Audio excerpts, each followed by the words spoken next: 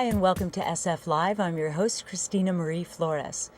Now, looking around us, we see the holiday season is upon us, and usually that means really wonderful time with your family, with your friends, kind of an excited, happy feeling, and that is true for many people. But for some people, it makes it a very difficult time where they face serious depression, and some even contemplate suicide. Well, tonight I'd like to welcome the Executive Director of SF Suicide Prevention, Meyer. Welcome, Eve. Thank you so much, Christina. So this time of year, you tend to see a spike, would you say, in people calling in? It is a time when people go into denial and they expect a lot and they get disappointed a lot. So we get a spike in the acuity of the calls. The calls are very, very serious. Mm-hmm. When people call in, they're very, very disappointed. They feel very, very left out. So it's a good time to call us. We always say call early, call now. Mm-hmm. Our operators are waiting. Don't wait until the end of the year. Now, the suicide prevention hotline is 24 hours a day, 7 days a week. And how long has it been around? How long has your service been around? We've been open for 44 years. 44 years. Right, since 1964. And we've been open 24 hours, 7 days, uninterrupted since that time. And you yourself, now it told me a really wonderful story. When she first started, you were going to be there for 1 year. I was only going to be there for 1 year. I've been there 20 years. 20 years, wow. But I thought it would be easy and I could have a hobby and just relax for a year. And I've loved it. And it's been the hardest job I've ever had. But every day I learn something. I learn something very, very new. Mm-hmm. This is a fascinating field, and it's one that hardly anyone knows anything about. There's so much to be done, so much to be learned, and it's brand new, and it saves lives. Mm-hmm. Do people talk about suicidal thoughts or about death? It's very scary for so many people to even wander into that topic. So it's kind of unusual that someone wouldn't go to their family first, but would rather phone a stranger on a hotline. A total stranger on a hotline. Mm-hmm. And it is more taboo in the United States than it is in Western Europe. Mm-hmm. And that's why we do less about it here and mm-hmm. why we have higher suicide rates in the U.S. than they do in Europe. But we're getting better. We're learning more. It's getting easier. And people help. They come work on the hotline. They volunteer. Mm-hmm. It's absolutely amazing. It's totally rewarding. And we save a lot of lives. Now, if somebody wanted to volunteer, I'm assuming you don't just let them sit down and counsel these people. I mean, there is a training process that they are required to go through before they actually talk on the phone with someone. People spend 10 weeks in class mm-hmm. once a week. And they spend 10 weeks on the phone once a week mm-hmm. working with a trainer. Mm-hmm. So by the time you finish all that training, you are ready for anything. And it's a very good option for people who are thinking of going to graduate school in a human services profession. It's also a good option for people who have jobs where they have very little contact with people mm-hmm. and they want to have more human interaction.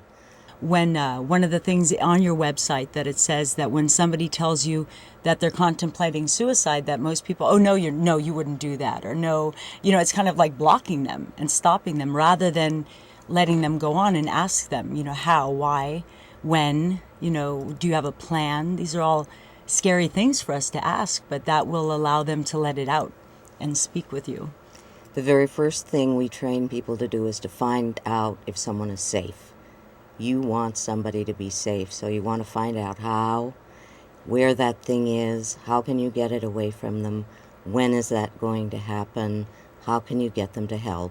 So you're actually asking if they have a plan to kill themselves and what type of means they're thinking of doing it. I mean, that's being very specific. Doesn't that scare people to be able to ask that? Very first thing you ask, and it's actually very reassuring for people because it tells them that you're not frightened of the subject and that you are concerned about their safety, that you want them to be safe. Mm-hmm. And that's very, very reassuring for people who have been frightened to let out this horrible secret. to find out that the secret can be handled in a very, very normal way, sort of like talking about vaccinations. Yes. 3/4 of us know someone or will know someone who's made a suicide attempt. 3/4. 3/4. Wow. Learning that you ask someone if they're feeling suicidal, if they are very down, or you ask someone to tell you if they ever are feeling suicidal, if you know they're having a problem. Knowing that you say, do you have a plan? Those are the first words you say to somebody if they tell you that they are suicidal. And if they do have a plan, you ask them, where's that thing that you're going to use? And you ask them if they can give it to you. And you want to hold on to it until this crisis is over, because you want them to be safe, and you offer to go to help with them. You say, I want you to get some help. I'm going to go with you. We're going to make an appointment together. We're going to go together. I want you to be safe. I don't want you to be in pain. The suicide is about pain. People who are suicidal hurt, and they hurt so much that they can't figure out a way to go on hurting anymore. Now, one thing we haven't done yet that's very important is, what is the suicide hotline number? So we have that out for our viewers, and we'll put that on the screen as well. Okay. Our number in San Francisco is 781-0500. But if you are ever out of San Francisco and you want to call a suicide hotline, you call 1-800-273-TALK.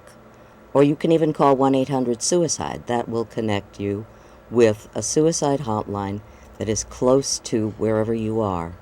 Electronically, it just zaps you over to the nearest crisis line.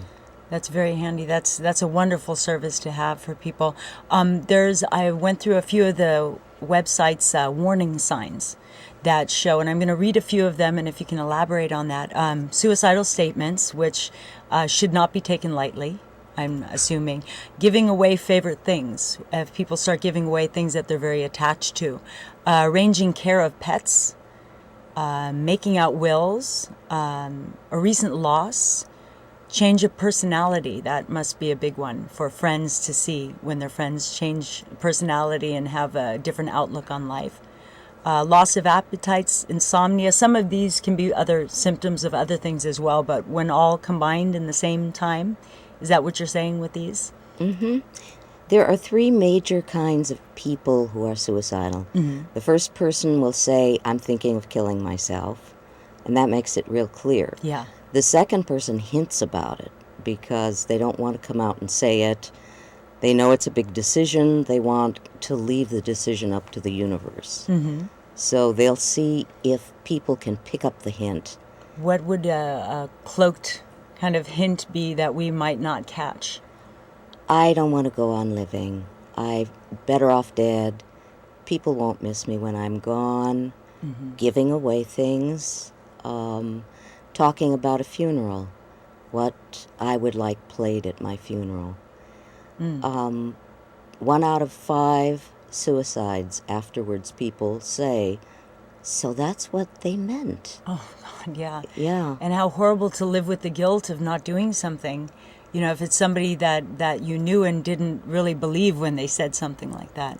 We're trained not to believe. Our society says nobody's really suicidal to us. That's a message we get. So we really all have to learn as a culture that it's okay to ask each other, are you in a lot of pain? Are you trying to tell me that it's making you think of suicide? Because To be that blatant and that direct. open about it, because it tells the person you care, and it tells them you're not scared. Their secret isn't that horrible.